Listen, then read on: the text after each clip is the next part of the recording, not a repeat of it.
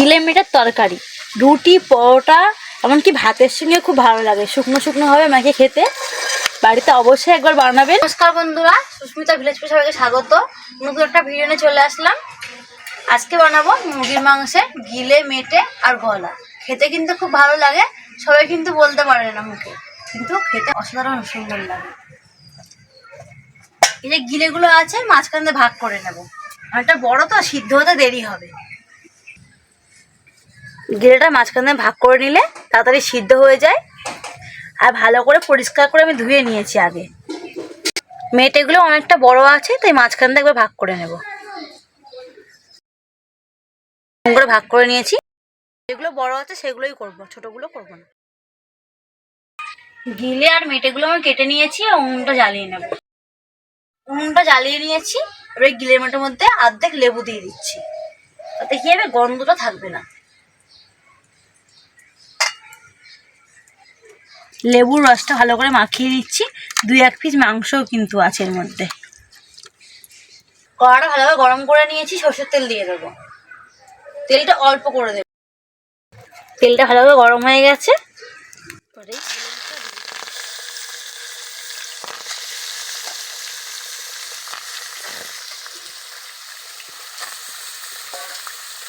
ভালো জিরে মেটেটা ভালো করে ভাজা হতে থাক, ততক্ষণে আমি মশলাটা বেটে নেব। আমি মশলাগুলোকে কেটে গুছিয়ে নিয়েছি। এবার মশলাগুলো বেটে নেব। প্রথমে রসুন বাটছি।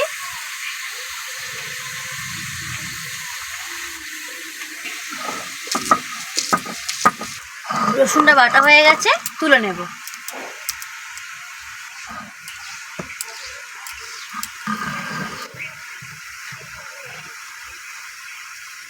এবার আদাটা বেটে নেব। বেশি মশলাও লাগে না, খুব অল্প মশলাতেই হয়ে যায়।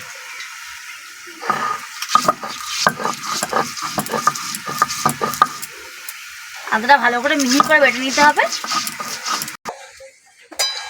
মশলা বাটা হয়ে গেছে আর এদিকে মাংসটা ভাজা হয়ে গেছে। এবার মাংসটা নামিয়ে নেব।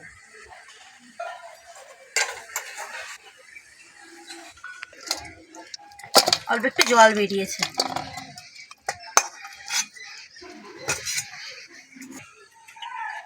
কড়াটা গরম করে নিয়েছি, সরষের তেল দিয়ে দিচ্ছি। তেলটাকে ভালো করে গরম করে নেব। তেলটা ভালো গরম হয়ে গেছে, ফোড়ন দিয়ে দেবো। জিরে, শুকনো লঙ্কা, তেজপাতা ভালো করে ভেজে নেব। ফোড়নটা ভালো করে ভাজা হয়ে গেছে। 3খানা পেঁয়াজ কুচি রেখে দিয়েছি, দিয়ে দিচ্ছি।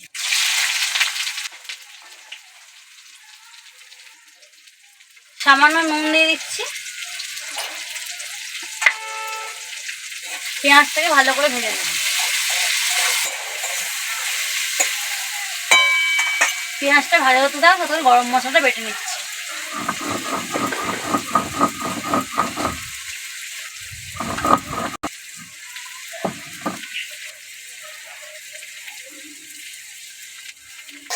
পেঁয়াজ ভালো করে ভাজা হয়ে গেছে। এবার আদা রসুন বাটাটা দিয়ে দেবো। আদা রসুন বাটাটা দিয়ে দিচ্ছি। আদা রসুনটা ভালো করে ভেজে নেব।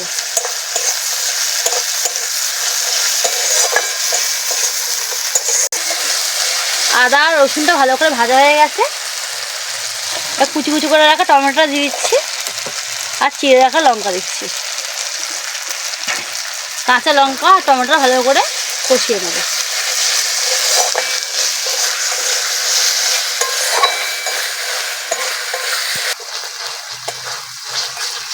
টমেটোটা ভালো করে গলে গেছে। এবার গুঁড়ো মশলাগুলো দিয়ে দেবো। 1 চামচ হলুদ গুঁড়ো দিয়ে দিলাম। লঙ্কার গুঁড়ো দিচ্ছি 1 চামচ। ঝালটা একটু বুঝে দেবেন। সামান্য চিনি দিচ্ছি। ভালো করে মশলাটা ভেজে নিচ্ছি।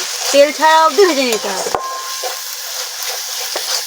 মশলাটা অল্প অল্প জল দিয়ে ভালো করে কষিয়ে নিয়েছি। দেখুন কালারটা কত সুন্দর হয়েছে। এবার টক দই দিয়ে দেবো। 2 চামচ টক দই ভালো করে ফেটিয়ে নিয়েছি, দিয়ে দিচ্ছি। ভালো করে মিশিয়ে নিচ্ছি টক দইটা। টক দইটা কষিয়ে নিয়েছি। এবার ভেজে রাখা মাংসটা দিয়ে দেবো। মাংসটা ভেজে নেওয়া হয়েছে, তাই বেশিক্ষণ লাগবে না রান্না করতে। ভালো করে মাংসটা কষিয়ে নেব। গিলে মেটাটাকে আমি কষা কষায় রাখবো, কোনো রকম জল দেবো না। একটু নুন দিয়ে দিচ্ছি এই সময়, তাহলে ভালোভাবে কষাটা হবে।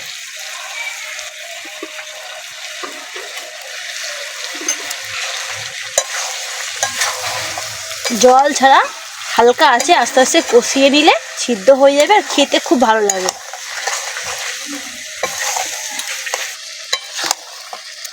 গিলে মেটার তরকারি রুটি, পরোটা, এমনকি ভাতের সঙ্গে খুব ভালো লাগে। শুকনো শুকনো হবে মাকে খেতে। বাড়িতে অবশ্যই একবার বানাবেন।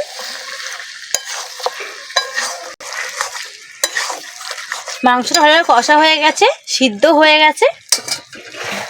কুচি রাখা ধনেপাতা দিয়ে দিচ্ছি, আর গরম মশলা বেটে রেখে দিয়েছিলাম দিয়ে দিচ্ছি। গরম মশলা আর ধনেপাতাটা ভালো করে মিশিয়ে দিচ্ছি। দেখুন কত সুন্দর দেখতে হয়েছে। গিলে মেটে আমাদের রান্না হয়ে গেছে, এবার নামিয়ে নেব। ভিডিওটি ভালো লাগলে চ্যানেলটি সাবস্ক্রাইব করে পাশে থাকবেন, আর অবশ্যই এটা কমেন্ট করে জানাবেন, আর বাড়িতে একবার বানাবেন।